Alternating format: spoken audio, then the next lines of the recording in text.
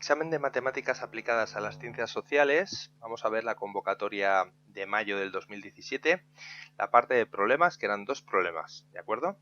El primer problema dice así: tras analizar la cotización de una compañía en la bolsa, se estima que la variación del precio de la acción de la compañía sigue la función P de t, que es t al cubo menos 12t al cuadrado más 45t en céntimos de euros, ¿vale?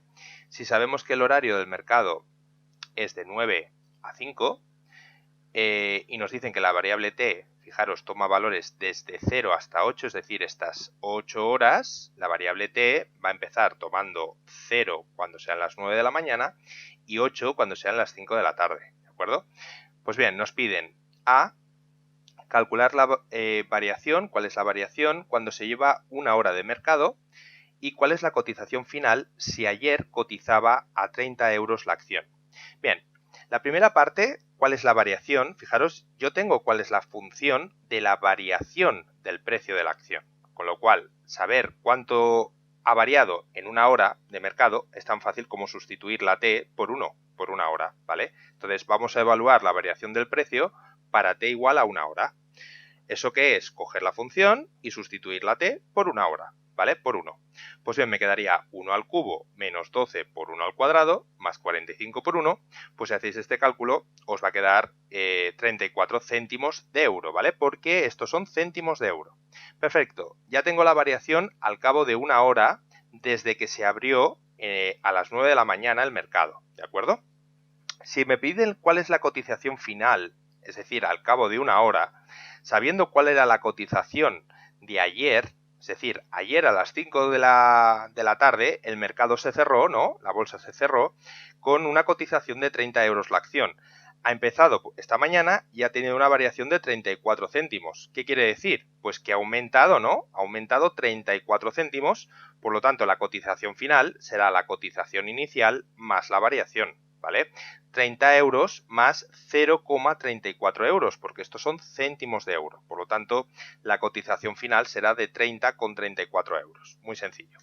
Bien, vamos a ver ahora la segunda y la tercera pregunta, ¿vale? El apartado B y el apartado C, que yo creo que los podemos hacer conjuntamente, dice así: hallar los extremos relativos y la variación en esos momentos. Y luego la pregunta C, el apartado C, hallar los intervalos horarios en que la variación ha crecido y aquellos en que ha decrecido. Es decir, nos están pidiendo que calculemos máximos y mínimos relativos de esta función y cuál es el valor en esos máximos y mínimos, y por otro lado estudiar el crecimiento y decrecimiento de esta función, ¿vale? Simplemente. Además es una función muy sencilla porque es una función polinómica, ¿vale? Es un polinomio de grado 3. Eso sí, tenemos que tener presente cuáles son los variables, los valores que puedo tomar la función t, la función variable aquí. La función independiente, la variable t, solo puede tomar valores desde 0 hasta 8, ¿de acuerdo? O sea, no sirve evaluarla desde menos infinito a más infinito porque esto es tiempo y el tiempo solo cubren las 8 horas que está abierto el mercado, ¿vale? Así que le tenéis que dar una interpretación económica a la función que tenemos aquí. Perfecto, pues entonces, para estudiar extremos, ¿qué hacemos? Derivamos la función e igualamos a 0. De esa manera vamos a encontrar los candidatos a extremos. También, muy importante, vamos a considerar como esos candidatos a extremos cuáles son los puntos donde empieza y acaba la función. Porque claro, esto no es una función indefinida, es una función que está definida entre 0 y 8. Por lo tanto, puede ser que a las 0 horas y a las 8 horas, ¿vale?, de haberse abierto el mercado, encontremos valores máximos y mínimos absolutos. No me los piden, pero es muy importante considerar esos extremos, ¿vale? Por si, pues, el problema me pidiesen, por ejemplo, extremos absolutos y no solamente los extremos relativos, ¿vale? Bien, entonces derivamos la función e igualamos a 0. Derivar este polinomio, pues muy facilito, ¿no? La derivada te va a quedar 3 por t al cuadrado menos 24, que es este t al cuadrado, ¿no? Bajamos, ¿no?, el 2 y sería 2 por 12, 24, 24t, más 45 por t, la derivada es 45, ¿vale? Por lo tanto me queda esta derivada, 3t al cuadrado menos 24t más 45. Esto lo igualamos a 0 y que tenemos una ecuación de segundo grado. Para encontrar los valores que se anulen, que anulen este polinomio, pues vamos a tener que resolver la ecuación de segundo grado, pero no hace falta resolver esta, sino una equivalente un poquito más sencilla. Por ejemplo, todo es divisible por 3, si os fijáis, ¿no? 3, 24, 45, lo podemos dividir por 3 todo, a izquierda y a derecha, como está igualado a 0, pues me va a quedar una ecuación equivalente. Bien, ¿qué ventaja tiene? Pues que es más fácil, ¿vale? Más fácil de sustituir los valores. Pues bien, resolvemos la ecuación de segundo grado, como siempre, ¿no? Menos b, que sería 8, más menos la raíz cuadrada de b al cuadrado, que sería 64, menos 4 por a, que es 1, por c, que es 15, por lo tanto, menos 60. Y esto dividido entre 2 veces a, que es 2. Bien, ¿qué nos va a quedar? Pues esta raíz cuadrada, fijaros, 64 menos 60 da 4, la raíz cuadrada de 4 da 2, por lo tanto esto será 8 más menos 2 partido por 2, lo cual nos lleva a dos soluciones. Si cojo el más, pues sería 8 más 2, 10 partido por 2, 5, y si cojo el menos, 8 menos 2 son 6, partido por 2 son 3. Por lo tanto ya tengo los valores donde la derivada se anula. Entonces, para estudiar crecimiento y decrecimiento, yo puedo aprovechar y ya empezar a responder el apartado C, porque estos son los pasos que solemos hacer, ¿vale? Por lo tanto, yo voy a evaluar la función desde 0 hasta 3, desde 3 hasta 5 y desde 5 hasta 8. No empiezo desde menos infinito hasta 3 y desde 5 hasta más infinito porque no llega tan lejos esta función, ¿vale? Fijaros, el valor de la t estaba comprendido entre 0 y 8, por lo tanto nos tenemos que limitar al dominio de esta función.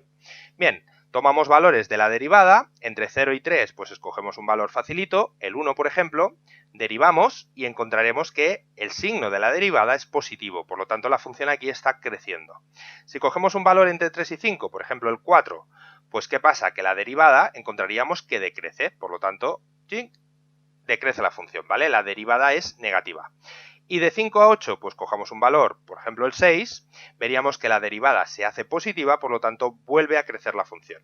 ¿Qué vemos? Pues que en el 3 y en el 5, efectivamente el 3 va a ser un máximo relativo y el 5 va a ser un mínimo relativo, ¿vale?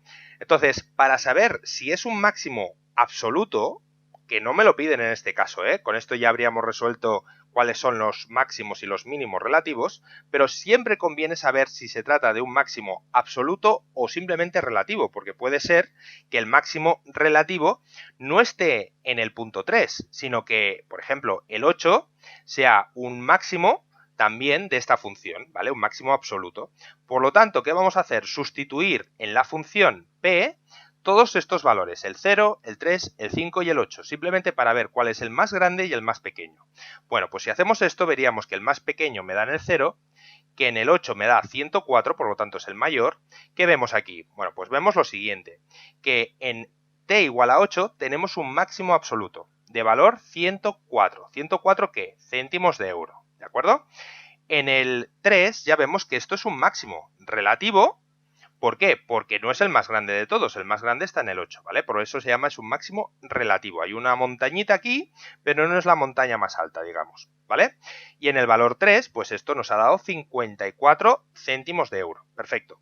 Luego vemos que hay un mínimo relativo en el 5, porque sabemos que es un valor mínimo, porque decrece y luego crece la función, y vale 50, por lo tanto, esto es un mínimo relativo y no es el más pequeño de todos porque en el 0 ya vemos que la variación era de 0 céntimos de euro, ¿vale? Es un mínimo absoluto, con lo cual ya hemos discutido todos estos puntos críticos y nos quedamos con los que nos pedían, ¿vale? Nos pedían el máximo relativo y el mínimo relativo, es decir, los extremos relativos y la variación en esos puntos que son 54 y 50, ¿vale? Ya lo tenemos respondida la pregunta B. Ahora la pregunta C. Fijaros, si ya he hecho este análisis de crecimiento, ya es simplemente contestar a la pregunta, ¿cuándo crece y cuándo decrece la función? Pues bien, ya vemos que la variación, p de t, va a ser creciente siempre que la t esté comprendida entre 0 y 3, unión entre 5 y 8. Es decir, de 0 horas a 3 horas crece y a partir de las 5 hasta las 8 horas decrece. Vuelve a crecer, ¿vale? Por eso cogemos una unión. Fijaros que esto en horas de mercado es desde las 9 de la mañana hasta las 12, ¿no? Y desde las 2 de la tarde hasta las 5 de la tarde, ¿vale? Para entendernos. Bien, entre las 3 horas y las 5 horas la función decrece, ¿vale? Como veis, aquí tenemos un intervalo de de crecimiento. Por lo tanto, esto sería desde las 12 del mediodía hasta las 2 de la tarde, ¿vale? Hasta las 14 horas, pues aquí tendríamos que la función, ¿no? La variación decrece. Y ya habríamos contestado este primer problema. Vamos con el segundo problema, que era un problema realmente de probabilidad, pero muy teórico, de los que hay que recordar alguna formulita.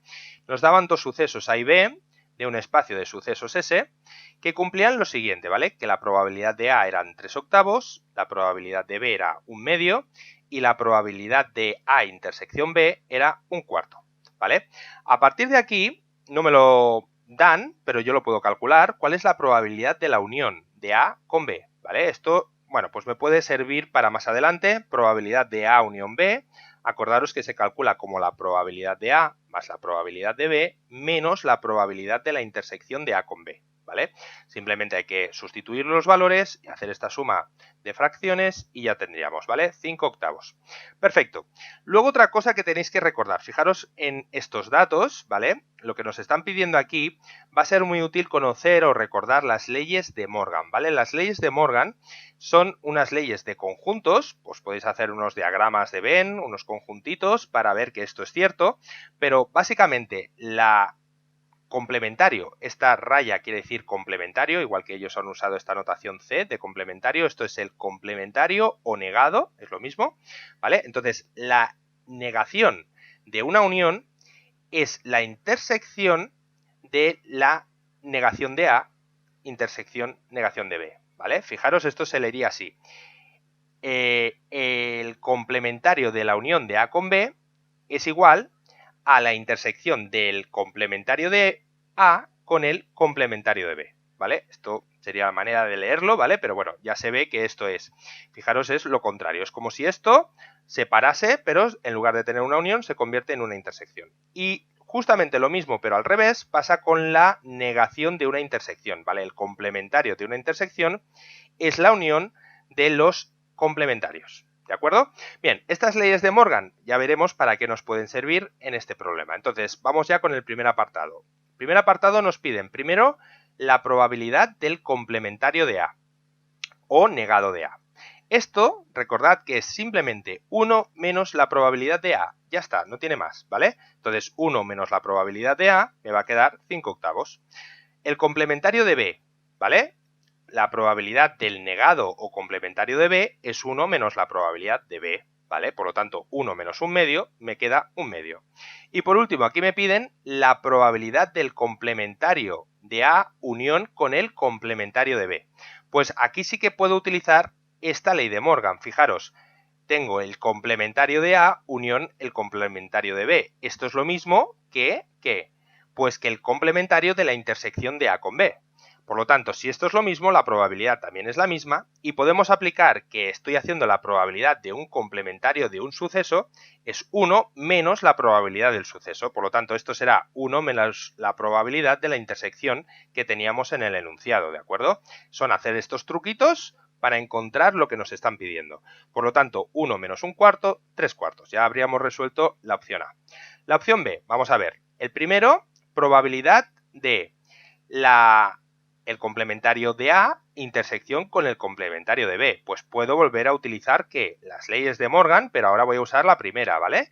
Fijaros, tengo justamente esto de aquí, pues esto equivale a la probabilidad del complementario de la unión de A con B, ¿vale? Entonces, primero haríamos la unión y luego el complementario.